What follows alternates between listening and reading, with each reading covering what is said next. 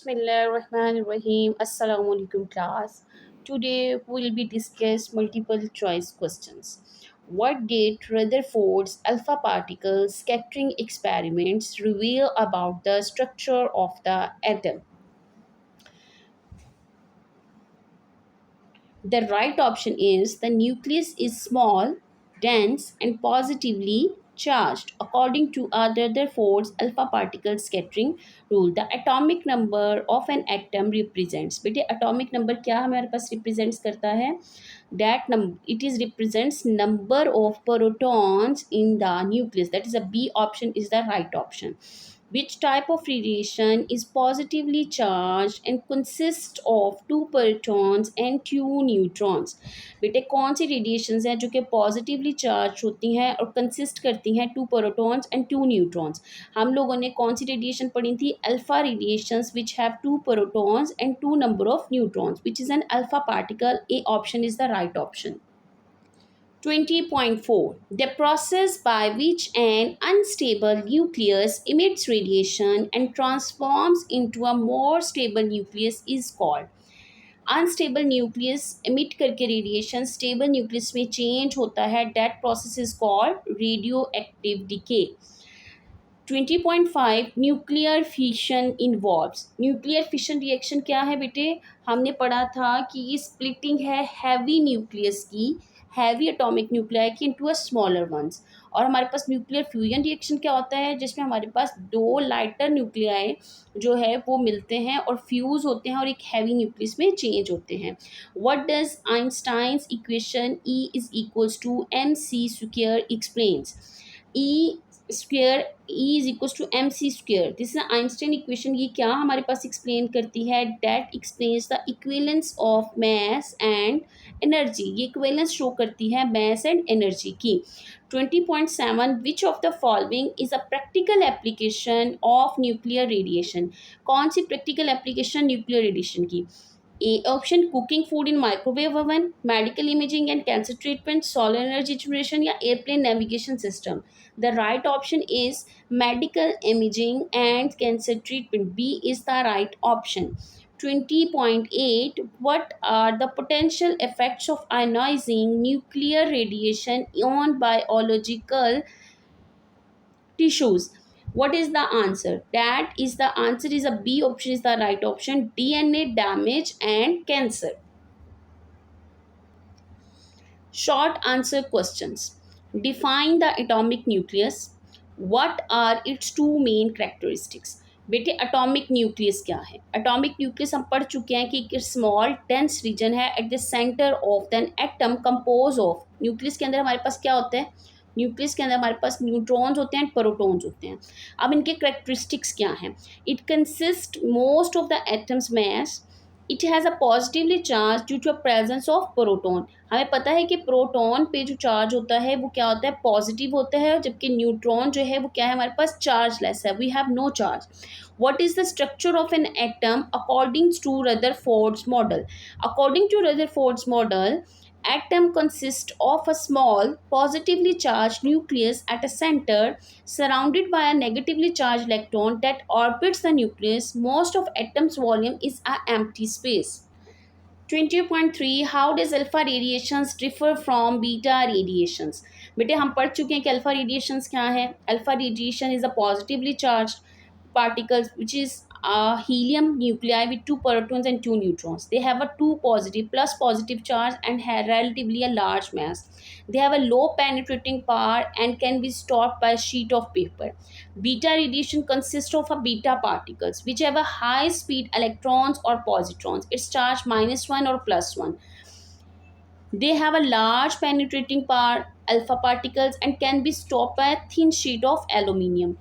20.4. What is the primary energy source of sun and other stars? बेटे primary source of energy क्या है? हम पढ़ चुके हैं. The primary source of energy of sun and stars are nuclear fusion reaction. This is a source where four hydrogen nuclei fuse into helium nucleus, releasing about 25.7 mega electron volt of energy.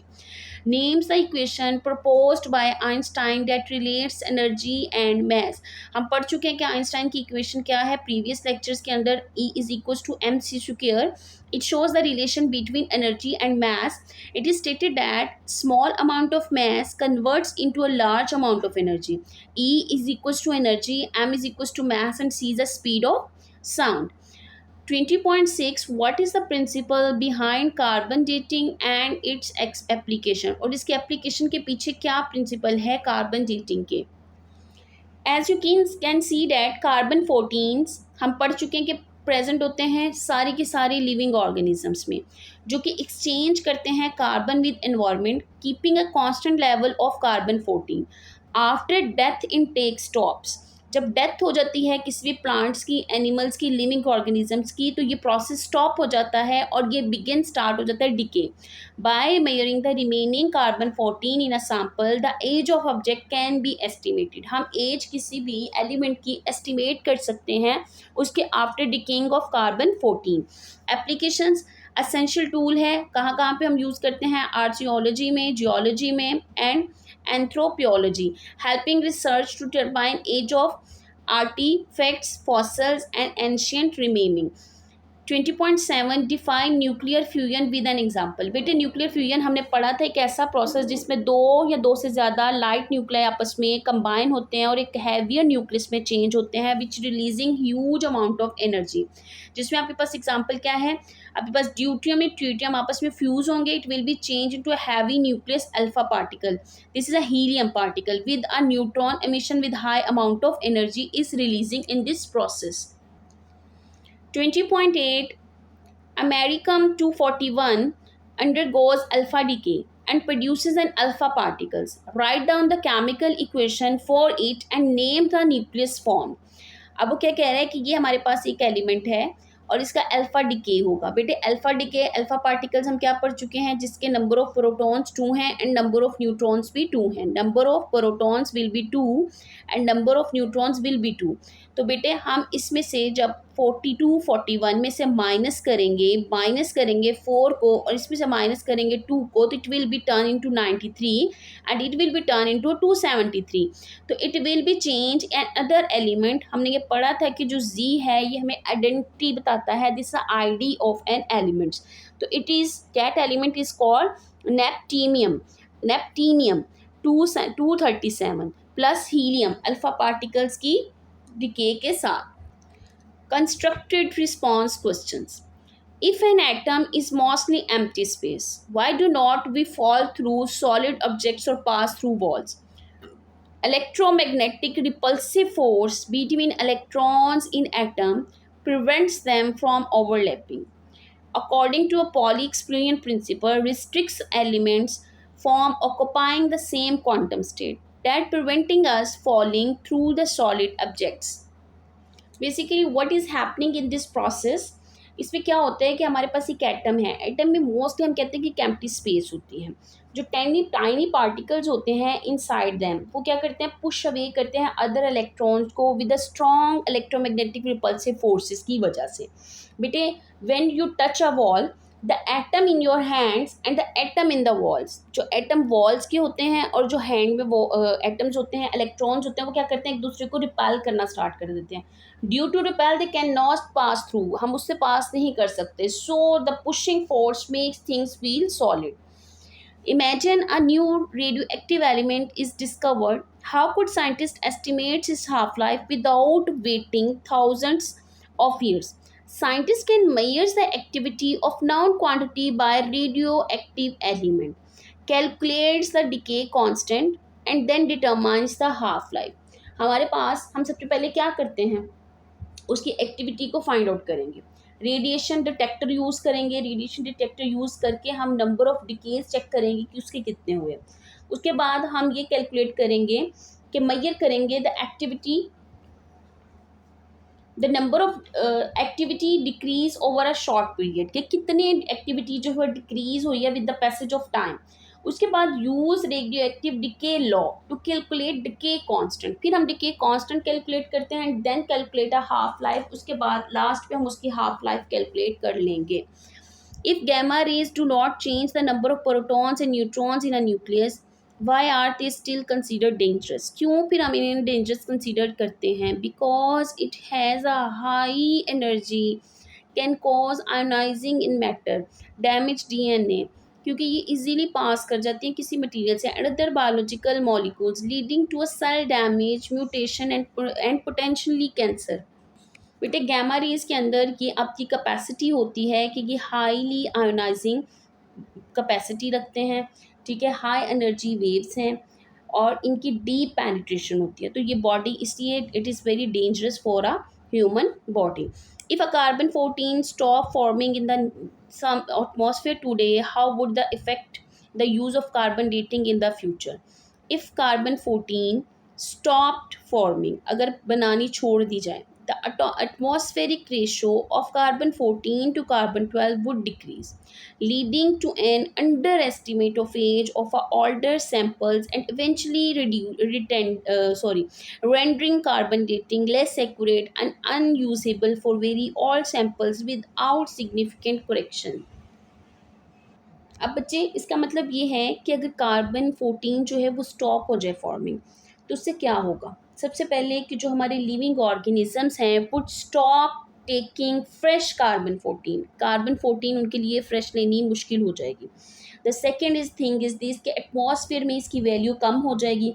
कम होने की वजह से ये जो है हमारे पास जो samples हैं, जो फ्यूचर में सैम्पल्स हम लेंगे और उनकी कैलकुलेट करना चाहेंगे हाफ लाइफ, तो will be not adjust there calculations, तो वो अपनी जो कैलकुलेशंस है उसको वो बेटर एक्सप्लेन नहीं कर पाएंगे and eventually after a long time carbon dating would become unreliable because very little carbon 14 would remain.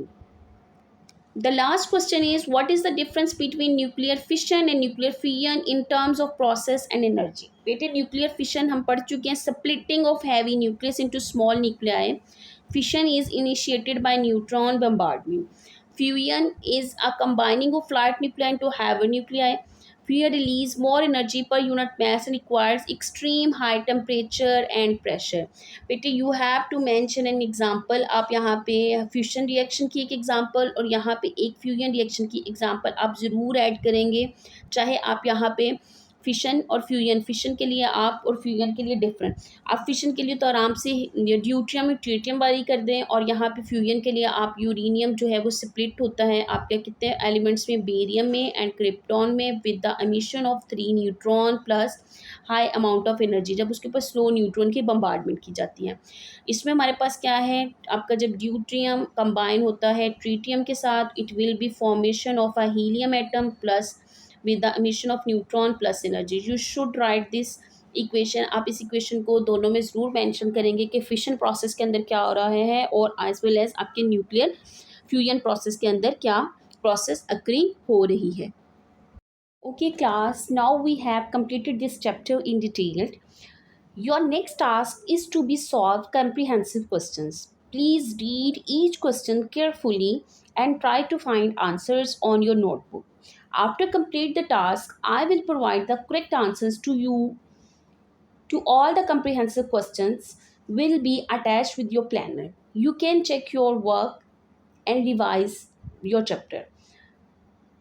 Please complete this task and you will be prepared for the next class. I hope class you can understand. बेटे अच्छे से mark कर लीजिएगा, question पढ़ के comprehensive questions के answers right कीजिएगा, mark कीजिएगा और आपके राइट आंसर्स जो है मैं आपके प्लानर के साथ भी अटैच कर दूंगी, but firstly it is your task, you have to find the right answers. I hope you can understand all the lecture. Thank you very much for your listening. अल्लाह हाफिज़.